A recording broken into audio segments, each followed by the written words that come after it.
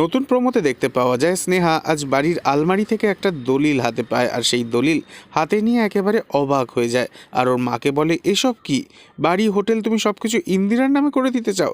ঠিক আছে, তাই দাও, তবে আমাদের ঠাঁই জুটে যাবে। কিন্তু তুমি আমাকে একবারও জানালে না কেন? তখন সাথী স্নেহাকে বলে, ওই কাগজটা আসলে আমাকে দিয়েছিল বাবা। এরপর স্নেহা রেগে গিয়ে ওরা তিন বোন আর মা মিলে পৌঁছে যায় ইন্দিরার বাড়ি, আর ইন্দিরাকে গিয়ে ধমক দেয়। তখন ইন্দিরা রেগে গিয়ে বলে, ভয় দেখাচ্ছ কাকে? আমি কিন্তু ভয় পাই না। তখন স্নেহা বলে, আমি ভয় দেখাচ্ছি না, জানিয়ে রাখছি, জেল যাওয়ার প্রস্তুতি নাও।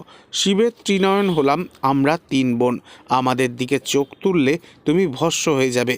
এই বলেই দলিলের সমস্ত কাগজগুলো ছিঁড়ে টুকরো টুকরো করে ইন্দিরার মাথার ওপর উড়িয়ে দেয় স্নেহা।